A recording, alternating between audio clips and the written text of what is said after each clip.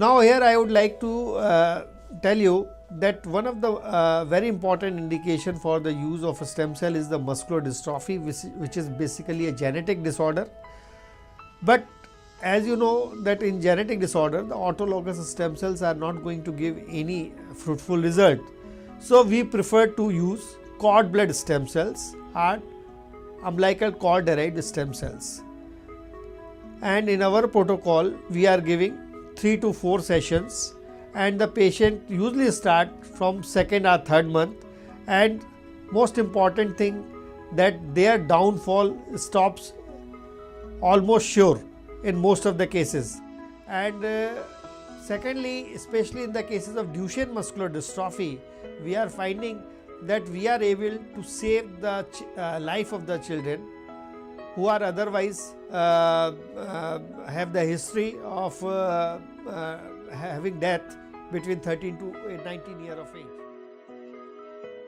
What are you noticing as changes in your child? There are 3-4 aspects. Okay. Firstly, he has become a little more emotional. Okay.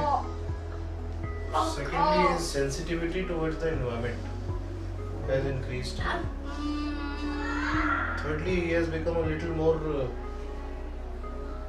mentally alert, I would say. And fourthly, is he's picking up his language, his communication skills. Although verbal communication he has not picked much, he has learned a lot of things.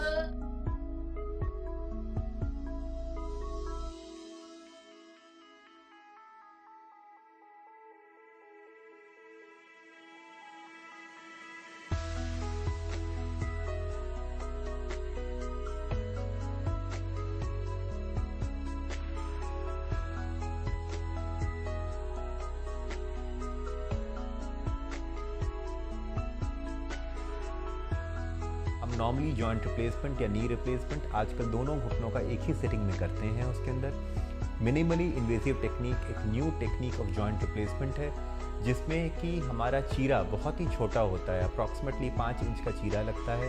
Patient हमारा अगले दिन ही चलने लगता है और चौथे 5वें दिन घर जा पाता है। नॉर्मली इसमें ब्लड की रिक्वायरमेंट नहीं होती है और पेशेंट को ऑपरेशन के बाद, ऑपरेशन के दौरान और ऑपरेशन के बाद भी ऑलमोस्ट दर्द नेग्लिजिबल होता है। तो पेशेंट का स्टे बहुत ही कंफर्टेबल होता है एंड पोस्ट ऑपरेटिव पीरियड में पेशेंट बहुत ही कंफर्टेबल होता है। सविता रानी मेरा नाम है, बेस्ट पटेल नगर दिल्ली से हूँ। ये घुटनों में ही दर्द रहता है मेरे 19 साल से। तो 4 चक्कर लगा लूँ घर के तो फिर इनमें पेन बहुत हो जाता है। एक्सरे वगैरह कराया तो इन्होंने यही कहा कि बेटर ऑपरेशन है, चेंज करा लो।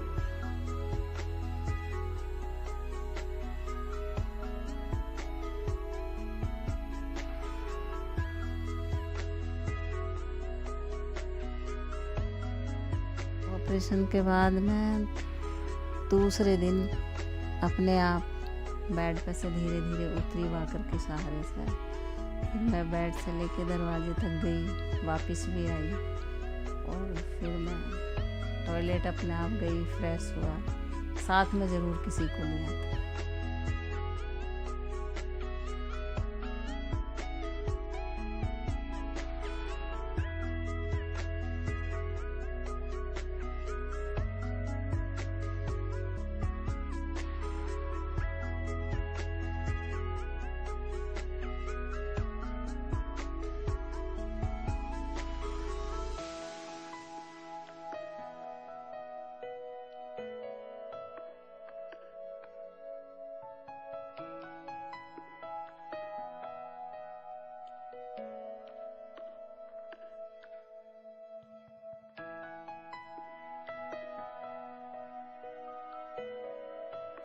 कॉकलियर इम्प्लांट एक इलेक्ट्रॉनिक डिवाइस होती है जिसमें 2 पार्ट होते हैं।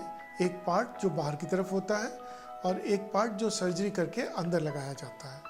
कॉकलियर इम्प्लांट करने से पहले हमें बच्चे के डिटेल्ड इन्वेस्टिगेशंस करने पड़ते हैं। डिटेल्ड इन्वेस्टिगेशंस होते हैं brain stem evoke response audiometry, pure tone audiometry, impedance audiometry, auditory steady state response जिसको हम ASSR कहते हैं। ये सारे इन्वेस्टिगेशंस करके पहले कंफर्म किया जाता है कि बच्चे को हियरिंग लॉस कितना है। एक बार जब ये बात कंफर्म हो जाती है कि बच्चे को प्रोफाउंड हियरिंग लॉस है तो हम कॉकलियर इम्प्लांट का प्रोग्राम शुरू करते हैं। जब वो 3 मंथ्स की थी तब हमें डाउट हुआ कि उसको कुछ प्रॉब्लम है। फिर हमने ENT डॉक्टर को दिखाया तो उन्होंने कुछ टेस्ट लिख के दिए तो हमें कंफर्म हुआ कि उसको हेयरिंग प्रॉब्लम है। तो हमने बॉडी एड लगवाया पहले, जब वो 6 मंथ्स की थी तो उससे कोई रिस्पॉन्स नहीं था। फिर हमने BT लगवाया, BT हेयरिंग एड, तो उससे भी कोई रिस्पॉन्स नहीं था। तो उन्होंने यही सजेस्ट किया कि हमें जल्दी करवाना चाहिए कॉकलियर इम्प्लांट, क्योंकि इसका BT से जो था रिस्पॉन्स बिल्कुल भी नहीं था। अब ये है कि वो इंडिपेंडेंटली सब काम कर लेती है।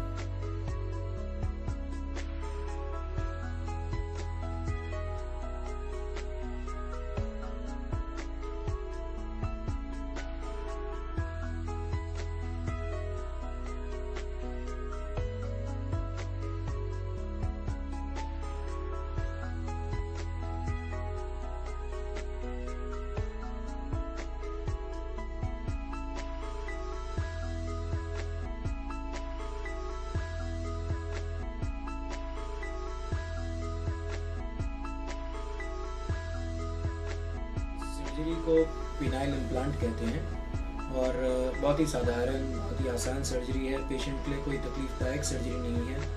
आमतौर पर इस सर्जरी में 1.5 से 2 घंटे लगते हैं। इसमें किसी किस्म के खून या ब्लड की आवश्यकता नहीं होती है।